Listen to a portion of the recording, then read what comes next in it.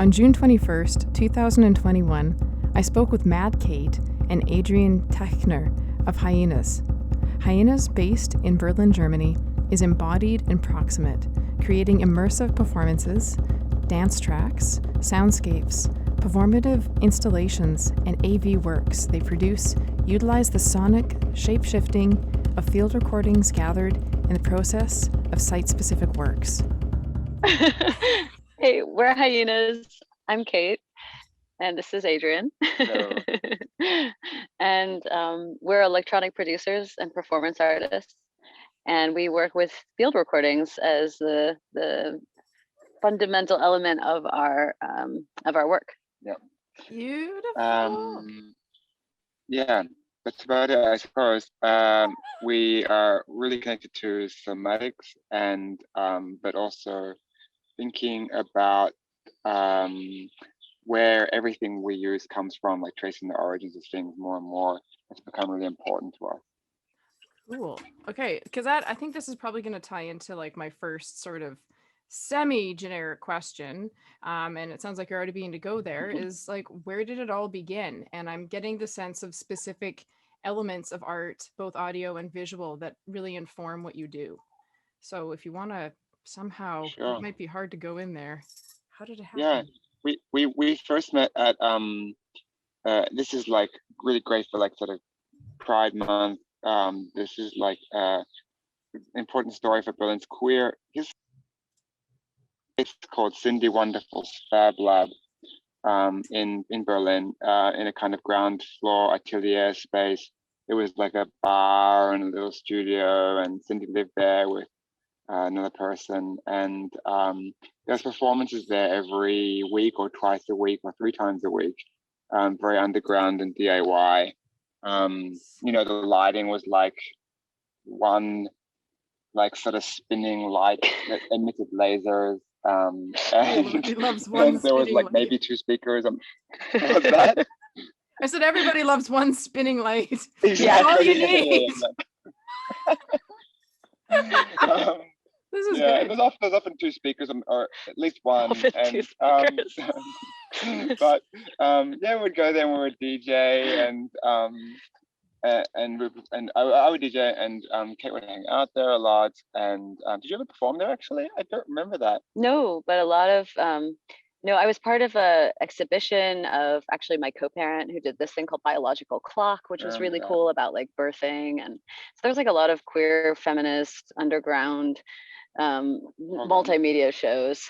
Oopsie. Yeah, the camera just shut off. You're back. There you're back. That sounds really rad. Nice. Yeah, so that's where we met. Wait, where were we going with that? That was our meeting. So that was our meet cute. We met there.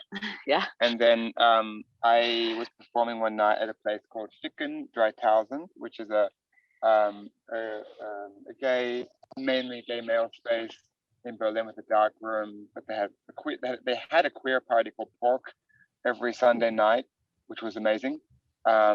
And so then it was multi-gender kind of thing, and I played there, and Kate came to the show, and then we started to have a sexual relationship at that point, and then we also then I was standing next to a friend of mine, whose name is Boyne, who ran this great parties called Blitz, and I love Voin very, very much, and I just want to say I hope that he finds his way back to Berlin and back to his friends.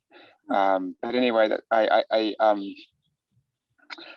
so he was standing next to me, and he said, we're watching Kate perform, and he said, I really think, imagine if you 2 were working together, it'd be amazing, it'd be heaven. The way he talks, and I was like, I guess I had kind of thought about it before, but like that moment watching Kate perform, it was an amazing performance at Loophole, and then him saying that crystallized it. And then I had the opportunity to do a residency in Czech Republic, and I invited Kate to do that with me, and we went to this place an hour and a half outside of Prague in this old kind of, I'd call it a mansion, maybe it's just a big house. big old house, and we which was called what was it called? Can you remember? No, it's like, yeah, I actually can't remember. Okay. I'm so sorry. Yeah, I'm sorry to the host of us. But anyway, Devo Institute, and we recorded an EP there. No, an album, which was like kind of synthwave, like kind of just things that we were interested in at the time. It was like our first foray into like, what can we do together, and like we'll have total fun. And also, I'm just gonna jump in here with this because like there was like the whole story of us how we met, but I think also conceptually where we came from. I was doing mostly performance art, and I was singing in a punk band actually, but I like my musical background was really much more in acoustic music. So it actually was really from singing. It started just singing a cappella when I was a kid. So I was very like vocally oriented and much less computer oriented. So if anything, like I would learn to play the guitar or something, but I was singing in a punk band, and everything was just like plug in and go. And with performance art, I was either singing a cappella or I was using other people's music, which was weird over time because, you find songs that kind of fit conceptually, but I mean, actually, they never do totally and I think I see that more as a musician because like I create my own piece and then somebody else uses it for their thing. And there's beauty in that, it becomes something else, but it's also this weird exchange of like, extracting something that's very specific to a creative experience. And so I think I felt uncomfortable doing that. I went to graduate school for creative writing. So also I had a writing background, and text was very important to me. So I was like, as a performer, I would say I was vocal, I was movement, and I was text. And I was trying to synthesize those things, but that was a little bit difficult in Germany, at least in the beginning, because I felt like the text wasn't always so easily to translate across. So I got more into movement and more into music, and I would kind of simplify my texts, so to speak, into lyrical bites, that I could give people. And that drove me more into like writing my own songs, and then eventually into writing like my actual own music and wanting to produce. So I remember I was on tour with a band where I was a dancer, and I learned Ableton on the bus just by taking all the tutorials and stuff. And then by the time I met Adrienne, I was kind of ready to get into production. And so, yeah, like that was great. Like our first album was just like, what can we do together with my like beginner skills? And so we produced an album that like we've never since created those sounds again, because it was like, and I think our fans of that album were like, when are you gonna do songs again? Yeah. No, I think like I've been thinking about a lot lately how my relationship to art is really entwined with my relationship to work and money and survival. And there's a lot to say there, but what it means for me is that like I've had to make a lot of choices around artwork that have to do with learning skills for myself, or taking jobs that have forced me to learn things I never thought I would learn or do. And that's also been part of my practice, I think, is like putting my body in a lot of different kinds of contexts, doing a lot of different kind of work, like being behind the camera, being in front of the camera, like operating and being, on the other side of the lens, like taking sound from, working on sound, doing set sound, and then like using field recordings and creating music, and then also like dancing to other people's music. So it's like I'm all of that through necessity and through like life experience, and just also hustling my ass off for the last 17 years. Trying to live and work as an artist has forced me into like all these different positions, and both of us. And so yeah, I think that like really helps me understand, like when I go on to, any kind of set, it's like I actually have the perspective of the performer and of the sound person and of the camera person. And like I understand something about like how those power dynamics play out. And I understand something about like what we need from each other. And I mean, I'm in the middle of that, like not like I know it all. Is just more I'm gaining knowledge around those different kind of perspectives, and it's really, really helpful.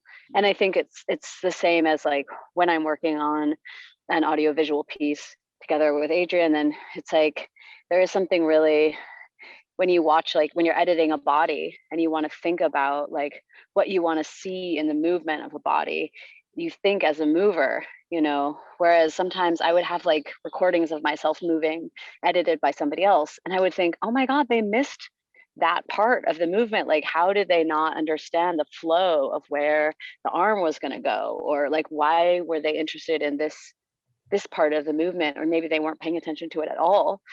And yeah, so I think that helps kind of sew it all together to sort of be able to like be a physical being and think about the music and the rhythm, and yeah, all those things combined. Solid. Yeah. Well, I think even embodied art, when you're in a movement space, you're moving through like multiple dimensions. You're engaging all of your senses. So it totally makes sense that you're going to be having your hands. This always sounds weird when I say it, fingers in multiple pies, you know, to like really get into it. I love it. Okay. Totally. I've got to bring up the lake, because this is just too adorable.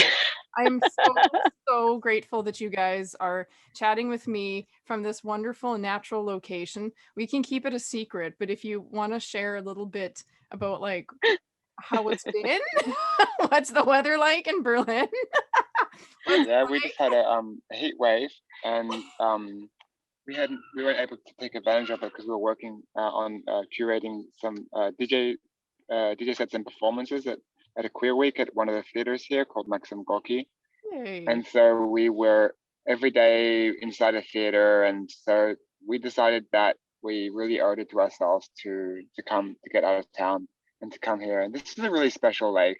I'm happy to talk about it. It's called Lipnitzsee, and it's really just on the outer outskirts of Berlin.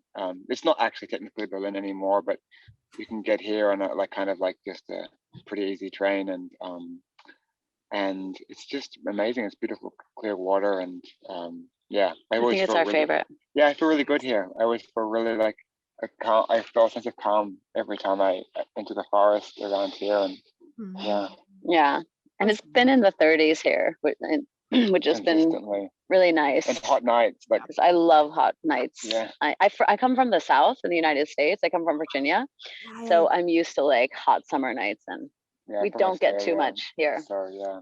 Wow. Same where we are in Victoria out here in Canada. We're just having like a bit of a heat wave, and for us it's right now, you know, the heat wave's at like 27, and that started yesterday. So like, oh yay, we're getting some heat, but like it's not as extraordinary as being in the 30s. Still grateful. Yeah. Still grateful. Okay, right.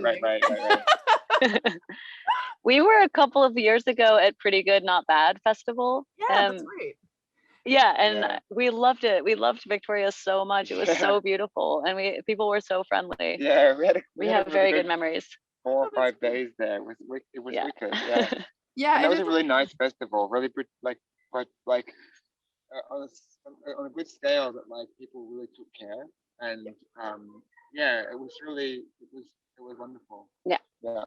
I would say that a lot of the promoters, artists, organizers, creators in Victoria are really caring. You know, like they really put their whole self into whatever it is they're doing, and they just are like so invested and stoked. I suppose that's universal. Admittedly, that's universal. When you love what you do, you just get invested into it. But definitely, that's true. There's like, when we go in Europe, I think there's more the ethos of when artists are touring to take care of them.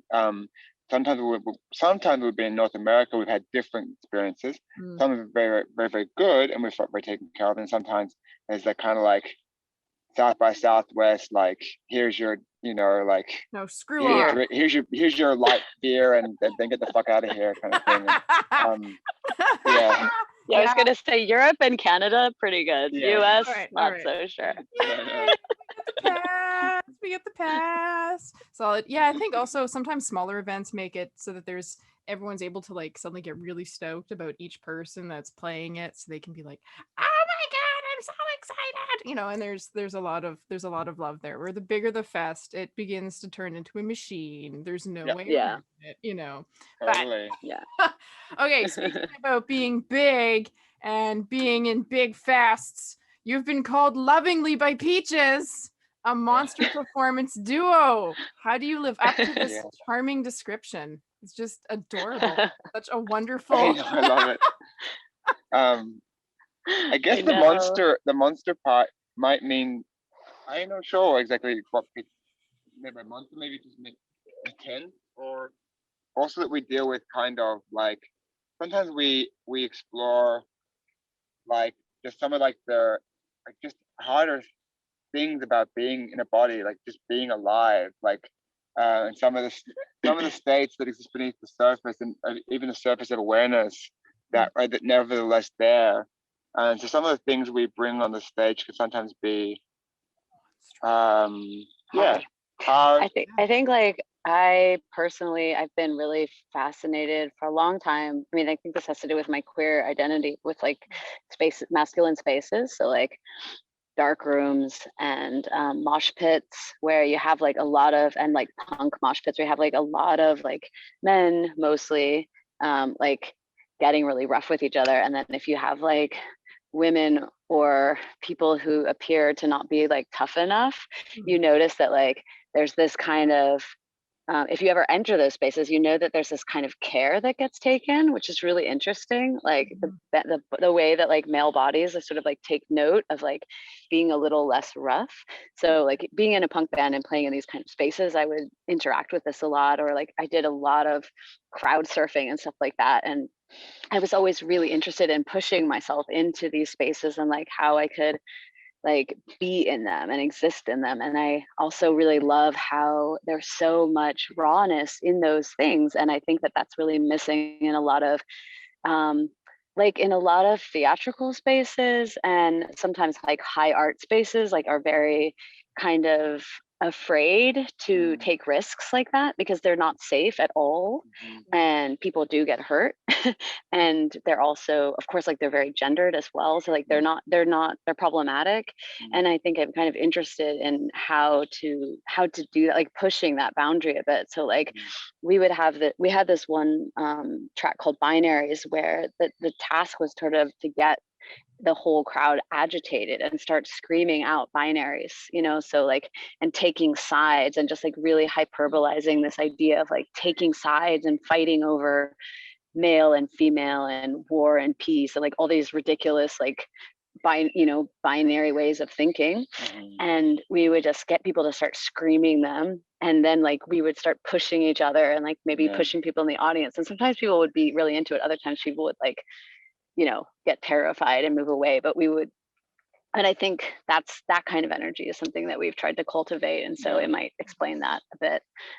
No, that totally does. And it even ties into what I was going to ask, and I'm not going to reiterate that, but like how there is this, well, maybe no, actually I think it goes into my next sort of thought, which is like what is the ultimate goal of Hyenas, and what is it that you really want your audiences to feel when you are engaging with them in such a, you know, wonderfully embodied music, even isms, like addressing isms and politics and art all at once. There is clearly a message. There clearly is a goal in my mind, and I think that's really cool. But what is your ideal? What is the hope? I think like I know that like it's possible to have different kinds of time limited experiences where normal rules don't necessarily apply, normal ways of seeing yourself don't necessarily apply, different kinds of awarenesses are present, and you go into those experiences and you come out of them, and even though they end and you go, oh, I'm back in my kind of everyday secular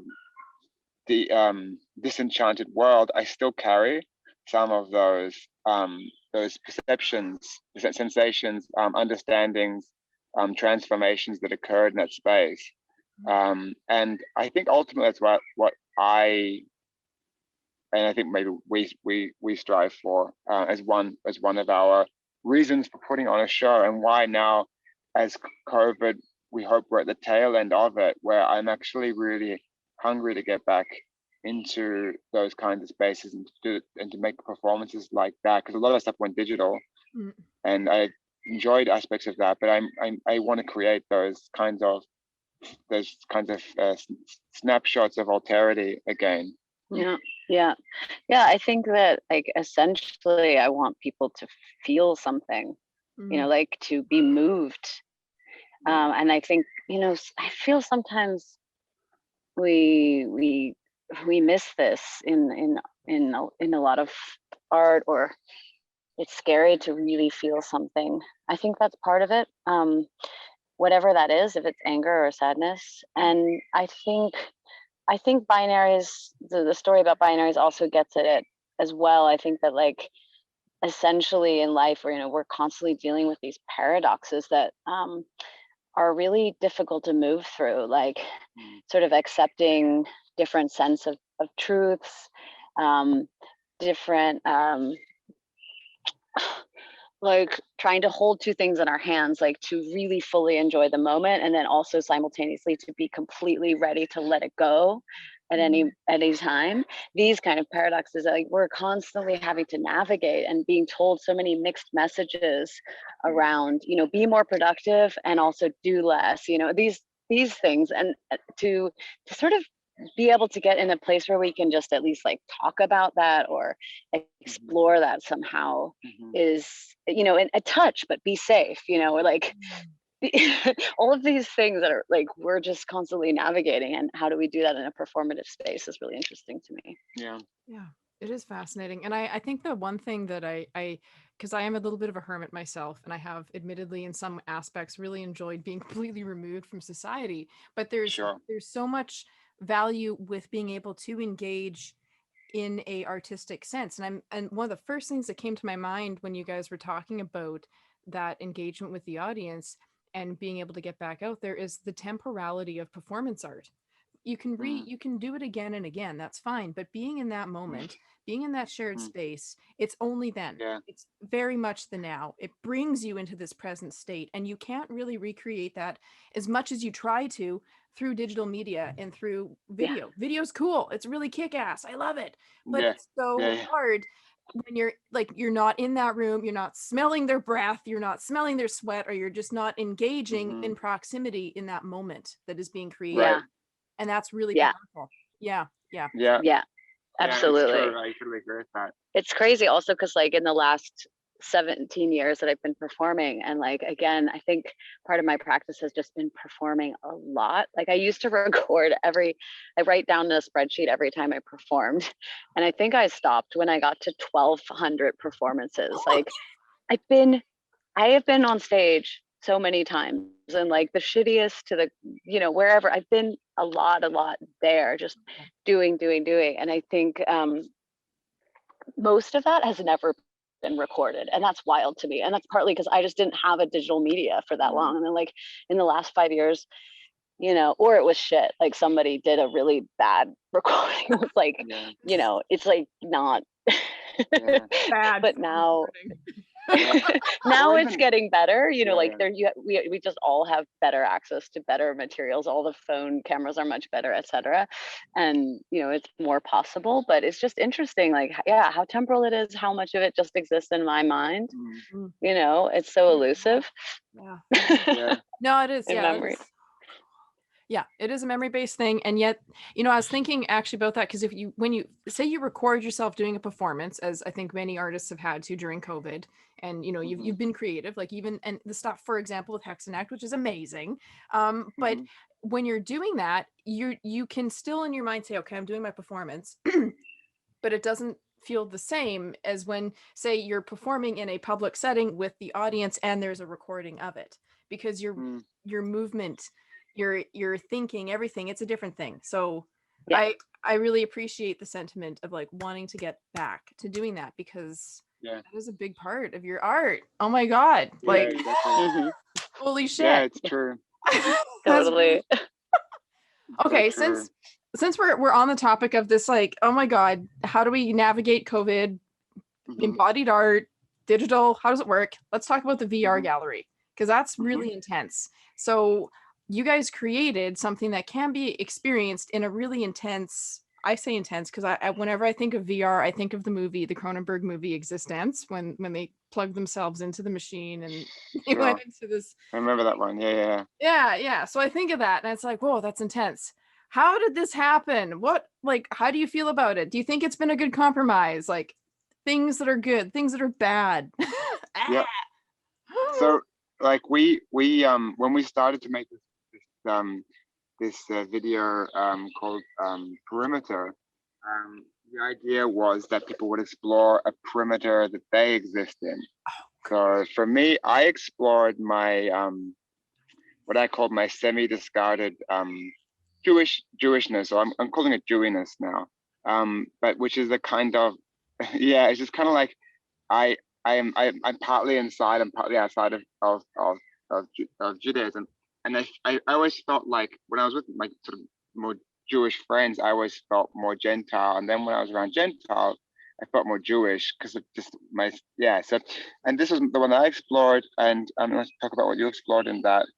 Yeah, I was exploring sisterhood. So this kind of ring where I feel like sometimes I'm like part of the, like, what is the sisterhood? Is it like mothers? Is it dykes? Is it like, how do I define like how to be part of it? And like, I think being being bisexual, or being slightly also being also unsure about like my relationship to my female body, or not being a parent but not a birthing mother, all of these things and other things have made me feel at times like not quite on the inside or whatever. But I think I believe that many of us feel this way about our gender.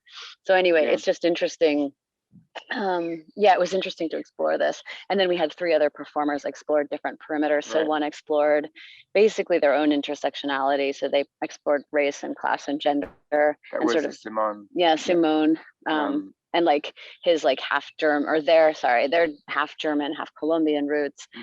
And then a performer, Martini Cherryfurter, she explored like this idea of the performer self and the real self, because she uses her performer name throughout her life, throughout both sides of the stage and off stage.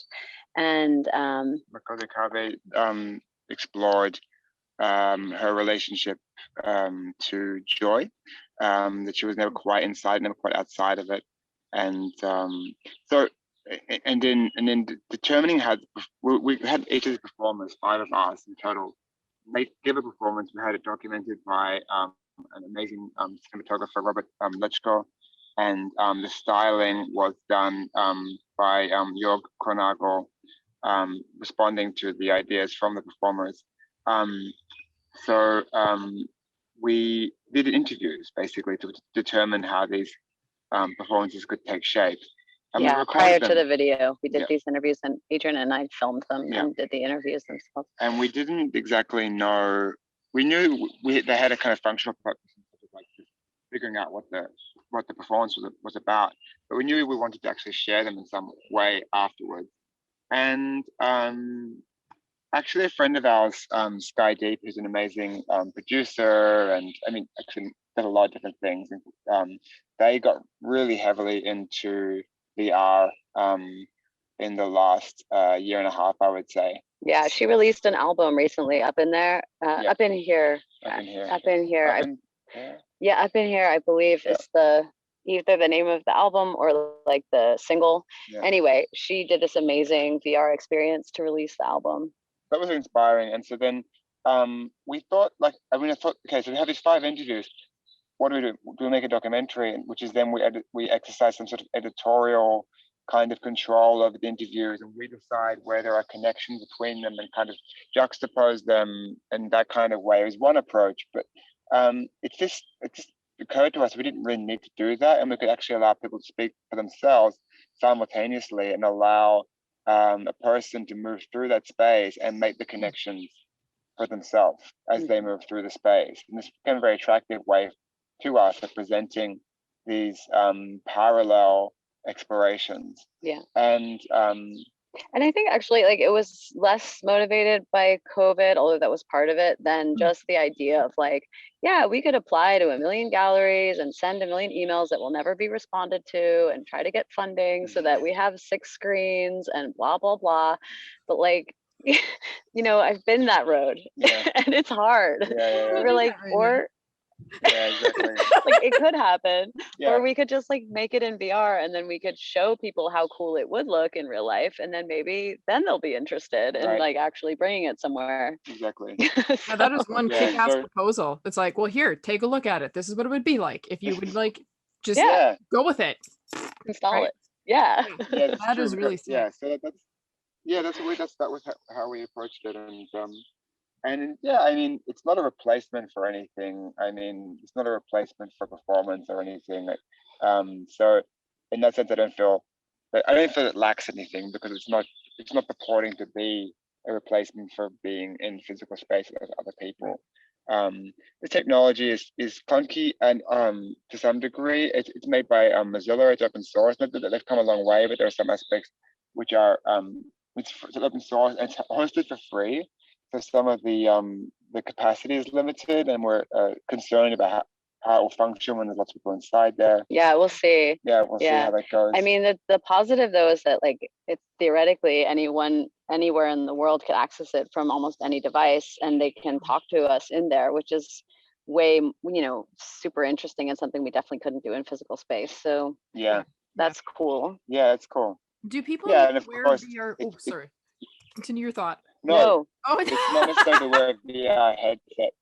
Yeah, that's the thing, which is really exciting, is like you can just visit on your phone or on your desktop. Like actually best on your desktop if you don't have a VR headset. Yeah. It's just a little bit easier to navigate around, but Yeah, depending on what kind of phone you have. And the Chrome browser is just for some reason works better than Firefox in my experience.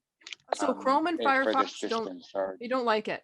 Chrome and Firefox are like no go. Firefox doesn't, even though Mozilla. No, Chrome is good. Yeah, Firefox. Chrome's Yeah, cool. Chrome Okay. is good. Even though Mozilla makes Firefox and they make this system, for some reason Firefox wasn't working as well for me in Okay, this good environment.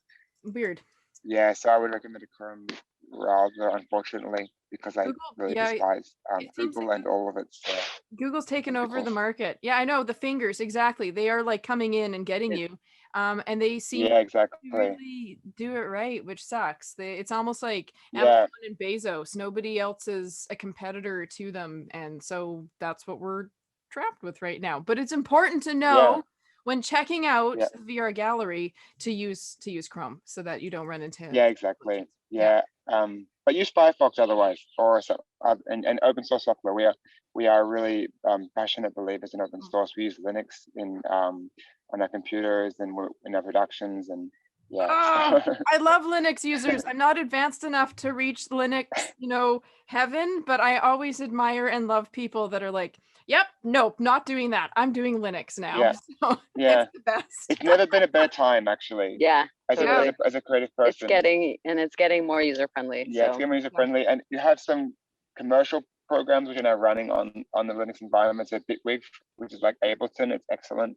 Bitwig, That's and what we write music in. DaVinci Resolve for video editing, which is, I mean, as good as Premiere and After Effects. So yeah, make the plunge. Oh my god! Oh my god!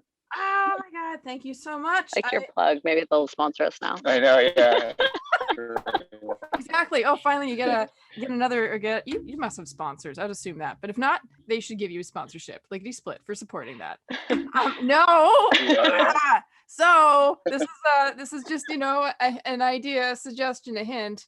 Hyenas. Yeah, exactly. Yeah. We watched Wayne's World recently and found that whole that scene with the sponsors. That was hilarious. Some people just do things for money, and that's just sad. When he has the Nike shoes or whatever. I love that. Exactly. Get a totally like revamped Wayne World's aesthetic type sponsorship promo from the Hyenas. Just contact them. We're working on it, but people just don't want to sponsor us. I'm begging them, please let us wear your sneakers, and they just ignore me. Like, no, you need to have you need to try Converse. Maybe Converse would be more receptive. Yeah. Yeah. Yeah, exactly. Yes. They would be Yeah. more It's true. It's appreciative true. of It's your because we perform barefoot all the time. That's What true. are we thinking? Well, Why? yeah. Those And then we sticky get things. cut with glass on the club's floor. But Because we can't afford shoes.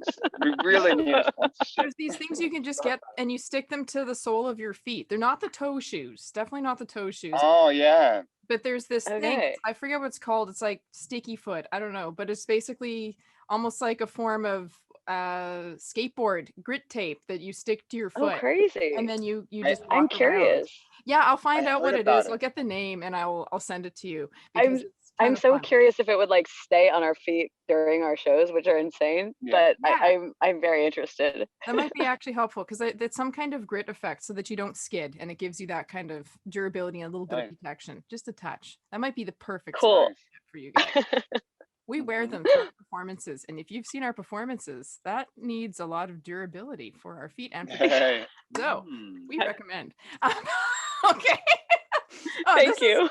Sponsorship. Okay, this has been so much fun. I just want to remind Same. folks that you can actually get into the VR gallery, check out your perimeter along with Mhm. everyone else's perimeters. I just love that concept, the edge, seeking the edge, looking at the Yep. perimeter. That's beautiful. But you can also chat with Hyenaz, live Q&A. I got Yep. the dates here, the 26th of June, between 3 and 4 p.m. Pacific Standard Time, and then between Mhm. 12 to 1 p.m. Central Mhm. Eastern Time, or Central Mhm. European Time, pardon me. And then on the 27th, I have from 12 until 12:30 Pacific Standard Mhm. Time, and then that would be from 9 to 9:30 Central European Time. Mhm. Thank you. Indeed. I'm Exactly. so excited. So, and also, if you're having trouble getting into the gallery, there'll also be a live stream from inside, so you'll at least be able to watch Okay. from like just on a YouTube live stream. I think on the Nice. YouTube. And you can pose questions to us there in the chat or whatever. We'll also be able to respond that way. Amazing. Yeah. Amazing. Thank you guys so much. You both are Thank magical, you. spectacular Thank humans. you, Pascal. So nice to meet you. Thank you. Oh my goodness. Okay, so don't forget to catch Hyenaz June 26th to 27th, Hexennacht on the live stream, and of course through the VR gallery to actually chat with these two incredible humans. This is amazing. Thank you so Awesome. much. Thank you, Kate and Adrienne, for chatting with me at the lake. Don't miss their performance, Perimeter, for the Hexennacht live stream, June 26th through 27th, as well as their live Q&A session in their VR gallery on the same dates. Head to cabaretvoltairediversions.org to get details on all participating artists, as well as bookmark the live stream page.